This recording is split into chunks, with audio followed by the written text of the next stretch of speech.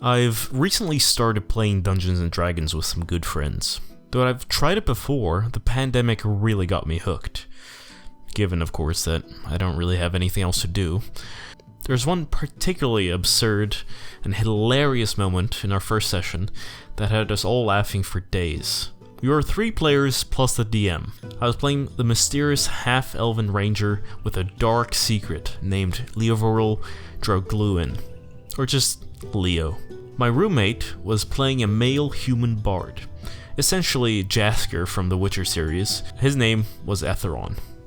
And the DM's brother, the last player, was an androgynous wood elf rogue named Gwen. Though we met in rather curious circumstances, involving nude acrobatic flips in a tavern worthy of another video, we eventually made our way to a small fishing hut on the outskirts of this small town called Lake Tree, unsurprisingly located on the shores of Lake Tree Lake. We had been told that an older fisherman might possess an amulet that would allow the wearer to temporarily turn into a merfolk. Basically, allow you to swim and breathe underwater. A very useful object generally, but especially for us as we had been told of an ancient fortress hidden under the lake somewhere. We were also told that the man was a reclusive and a hardened naval veteran. Decent people as we were, though I was never so sure about Gwen, we knocked on the door. An old man opened the door ajar. He seemed to fit the description, and sure enough, as soon as we mentioned an amulet, he slammed the door shut. We quickly concocted a plan. Gwen and I would go out back, while Etheron would distract him with a performance. Once in place, we could see through the window into his little hut. I quickly told Gwen that once the door was open, we could distract him again, and Etheron and I would then enter through the now open door. And so, just as the door opened on the other side, I threw a rock at the window and ran to the front, leaving Gwen behind.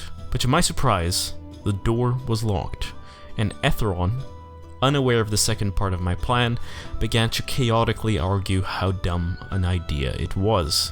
Meanwhile, unbeknownst to Etheron and I, Gwen is approached by the man as he angrily tries to find out why his window broke. Gwen had not moved a centimeter. Instead, Gwen now threatened the man for the amulet.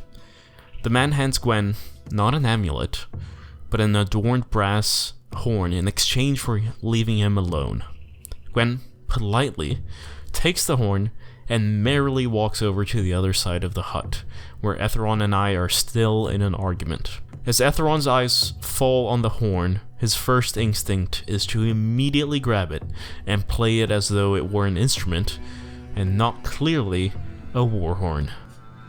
He blows it once, before the air chills, and 7 spectral figures in heavy chain armor appear before us. He had just summoned bloodthirsty Valhallan warriors from their rest. Panic sets in, as we have no idea if they're friendly.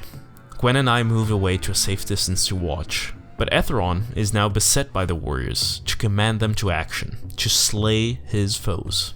Imagining that they could do anything for him, he tells them to find the amulet and rough him up a bit, in reference to the old veteran. In seconds, the ghostly figures demolish the hut and leave a bloody figure on the ground. The man was dead. And to make matters worse, the ghosts wanted more commands. In an attempt to dissuade them from rampaging freely, Etheron now begins to play ancient tunes on his flute. Incredibly, his performances are so convincing that the ghosts listen to him for the better part of an hour until they finally disappear. Soon enough, Gwen and I come back from knocking on other doors. We find the amulet in the ruins, and I now have even more reason to fight with the bard. The session continued, but this event made me appreciate how truly free you are to do anything, as long as you have a willing DM and a jolly group of people to play with. This is just one of many stories from role-playing games that I've had recently. I'd love to share more of these if I have the chance and the support. If you want to see more of these, sharing this video with your friends, leaving a like, and subscribing would really help. This has been GameGabster. Ciao.